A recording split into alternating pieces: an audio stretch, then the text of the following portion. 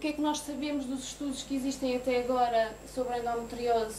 Portanto, nós sabemos que atualmente entre 3 a 20% das mulheres sofrem de endometriose a nível mundial. Destas, 20 a 68% têm infertilidade.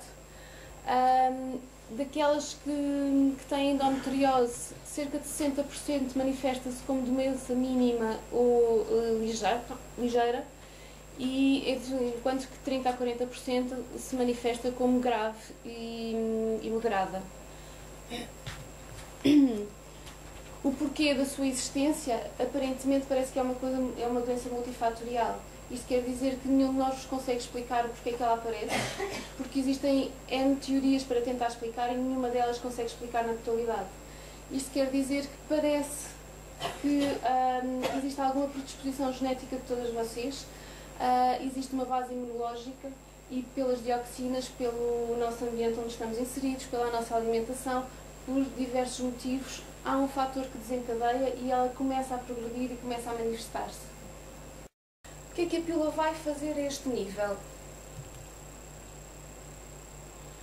Portanto, no fundo, a pílula vai atuar ao nível do endométrio de modo a diminuir, ou seja, a alterar a sua evolução e de modo a provocar aquilo que nós chamamos de uma descivilização do tecido endometrial. Isto quer dizer que é uma atrofia do tecido endometrial, ou seja, em termos leigos, o endométrio não cresce, não menstrua, não dá dor. É o objetivo final. Isto, quando falamos a nível do útero e falamos a nível do tecido ectópico, ou seja, da endometriose que temos dentro da cavidade peritoneal.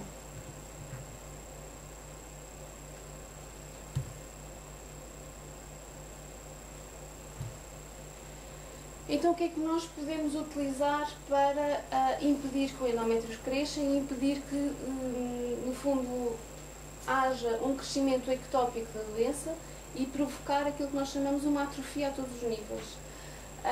Existem várias terapêuticas que nós podemos utilizar, portanto, os contraceptivos orais combinados, ou seja, a pílula que utiliza prostagénios e estrogénios. Isto vai fazer com que o ovário fique em repouso, que não haja as alterações hormonais provocadas pelo nosso organismo e vai fazer com que haja a tal atrofia a nível das glândulas. Os prostagénios contínuos vão fazer exatamente a mesma coisa, vão bloquear o funcionamento do ovário, traduzindo-se na mesma com a tal atrofia endometrial. E também podemos utilizar o sistema intrauterino, que também liberta prostagénios e que, no fundo, vai acabar por fazer a mesma coisa. No fundo, é a descivilização e a atrofia do tecido ectópico, que é aquilo que nós pretendemos que exista. Mas existem mitos associados ao uso da pílula.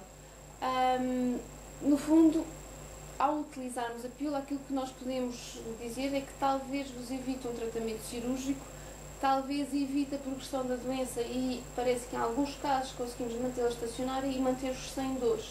Mas isto não é passível de ser utilizado, nem toda a gente reage da mesma maneira. Por outro lado, nós sabemos que também existem efeitos secundários da medicação. Sabemos que se pararem a pílula ou se pararem o tratamento hormonal que estão a fazer, a recorrência após a descontinuação é frequente e é grave.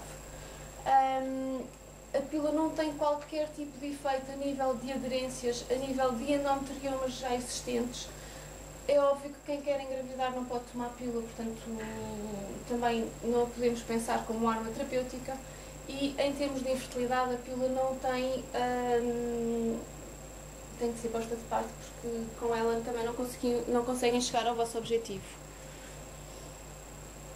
Isto quer dizer que voltamos novamente à cirurgia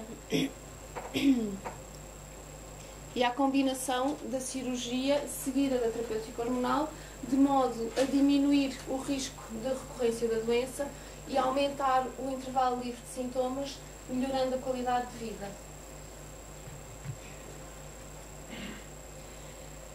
E agora falando um pouco de pílula contínua ou descontinuada. Isto é, alguns dos vossos médicos dizem façam pílula contínua e não param, portanto não menstruam, não têm dor.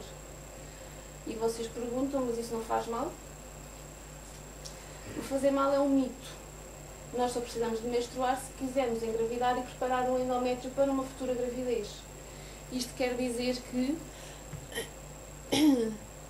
fazendo até no UpToDate, que é uma dos motores de busca principais que nós utilizamos no nosso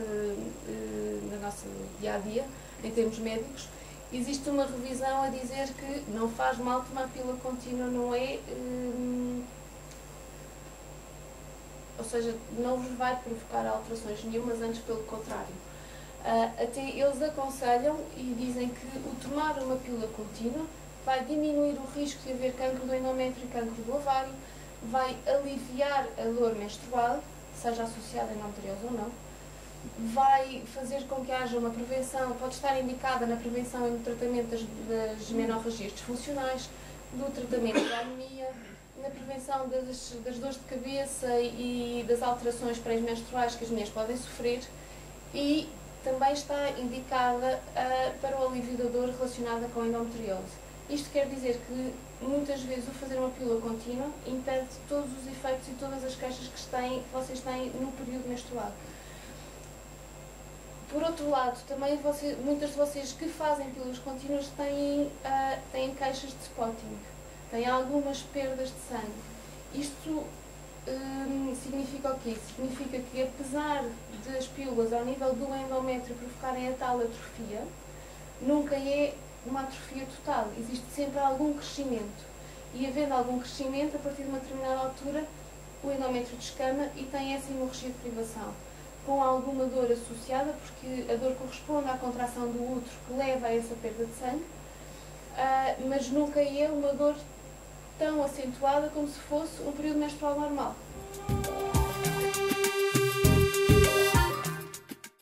Isto tudo para dizer o quê? Quando nós falamos de recidiva, há uma série de coisas que temos que pensar.